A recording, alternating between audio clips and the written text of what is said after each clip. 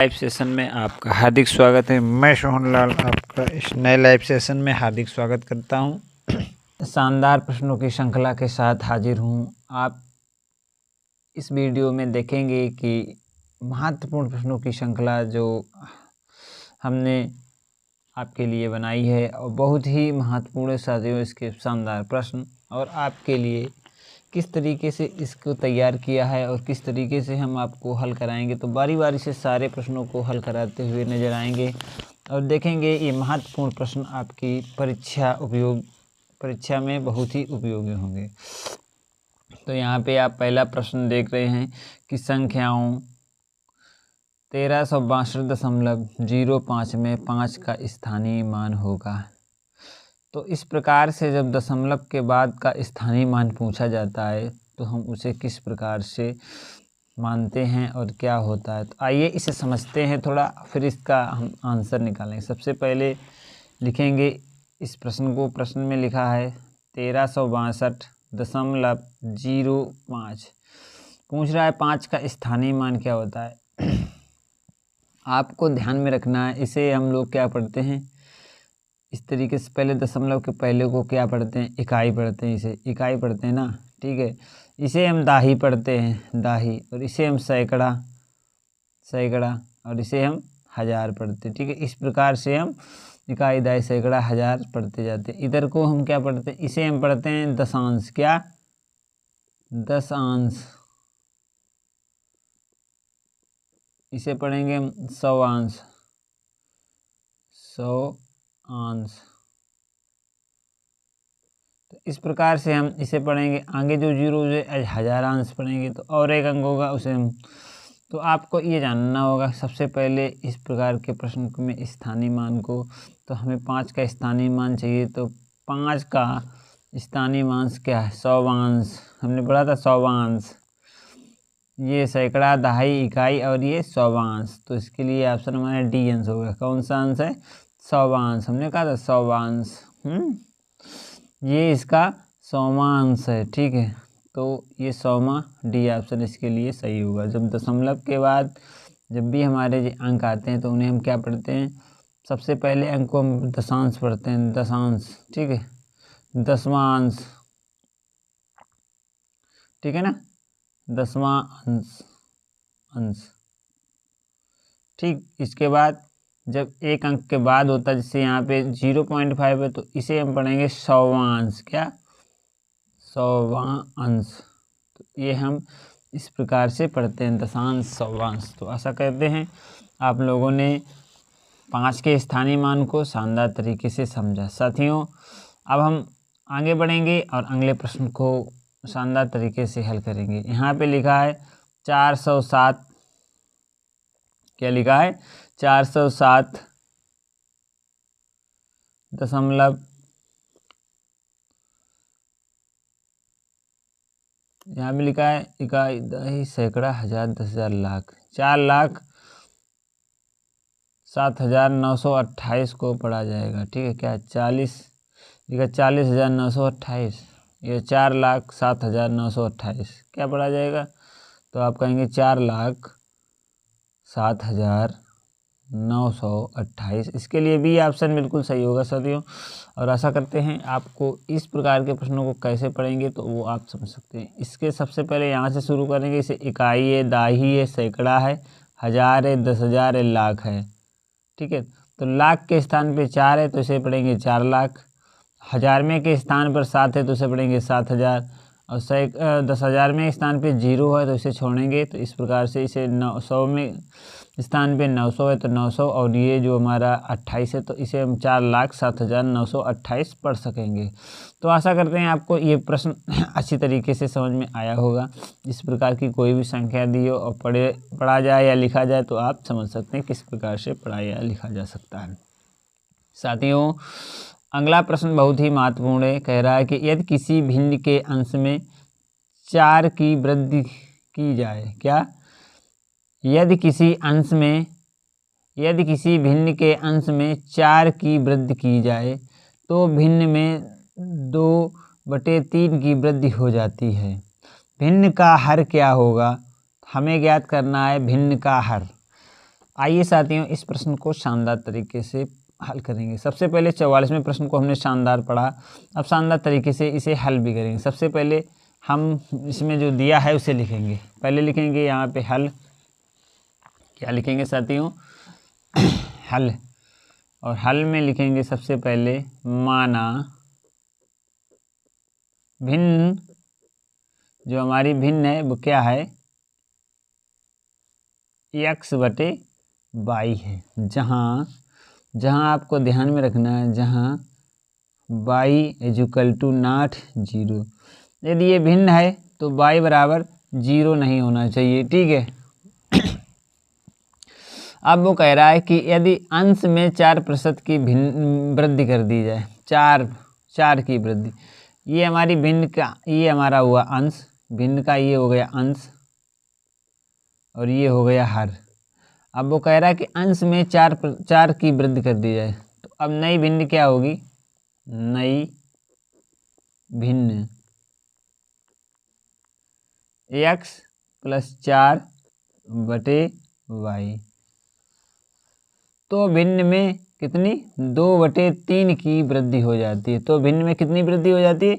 2/3 की वृद्धि हो जाती है। तो हमारी जो भिन्न थी x/y, उसमें कितने की वृद्धि हो गई? 2/3 की वृद्धि हो गई, ठीक है ना। आशा करते हैं यहाँ तक आप समझ गए। ये हमारी पहली स्टेप थी और इस स्टेप को हमने समझा। अब इसे हल करेंगे, यहाँ से हम हर का मान निकालेंगे। तो आप देखेंगे कि क्या होगा, ये वाला जो हिस्सा है इसे हम इधर लाएंगे, क्योंकि ये यहाँ पे प्लस में है और इधर आएगा तो माइनस में हो जाएगा, ठीक है ना। इतना तो समझ रहे होंगे हम। 4 + y, 4x + 4/y, और ये रहा माइनस में x/y रहेगा, क्योंकि इधर ये प्लस में था, इधर आएगा माइनस में हो जाएगा। अब बराबर हो जाएगा 2/3। इतना आप लोग समझ गए होंगे।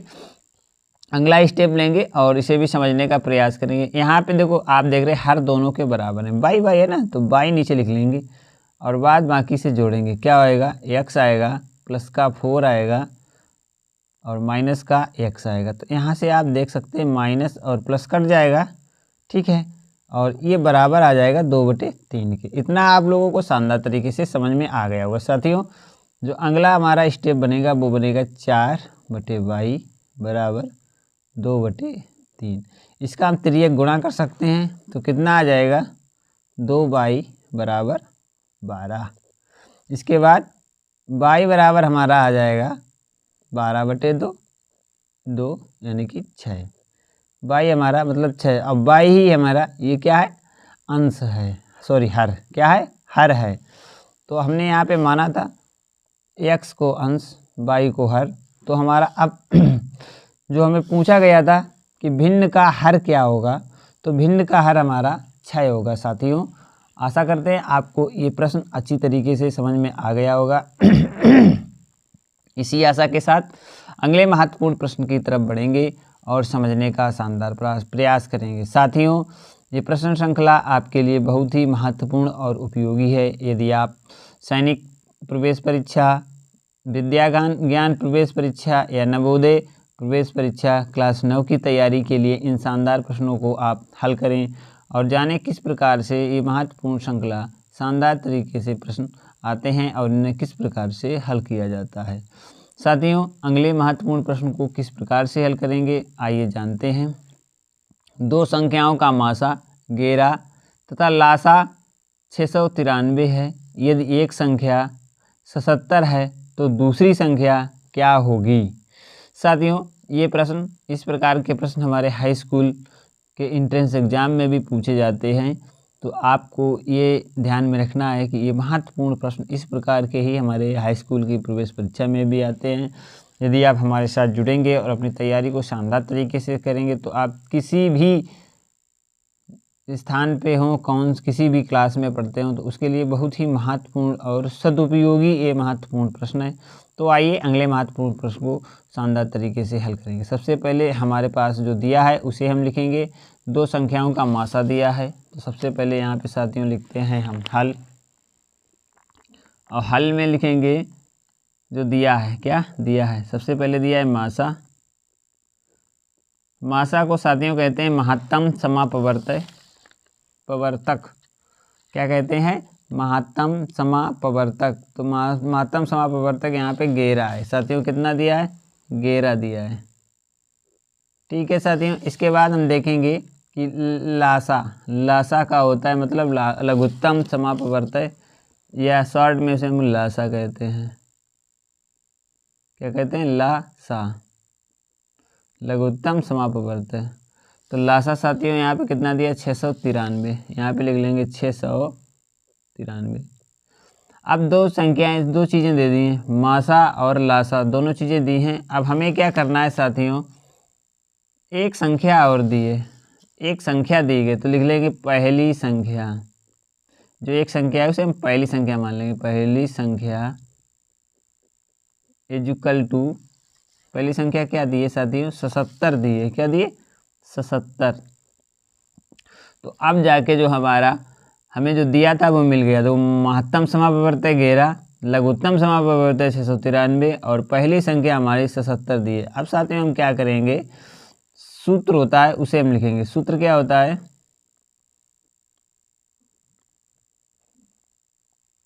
पहली संख्या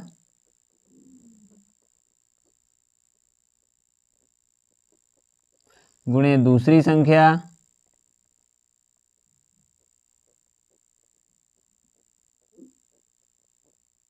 इक्वल टू लासा गुणे मासा। तो ये हमारा फार्मूला होता है, ये सूत्र होता है। इस सूत्र पे हम मान रखेंगे और आंसर निकालने का प्रयास करेंगे। सबसे पहले पहली संख्या हमारी 77 थी और दूसरी संख्या को हम मान लेंगे x, ठीक है ना, क्योंकि x का ही हमें मान निकालना है, यानी कि दूसरी संख्या को हमें ही निकालना। अब लासा यहाँ पे साथियों दिया है 693 और मासा हमारा है 11।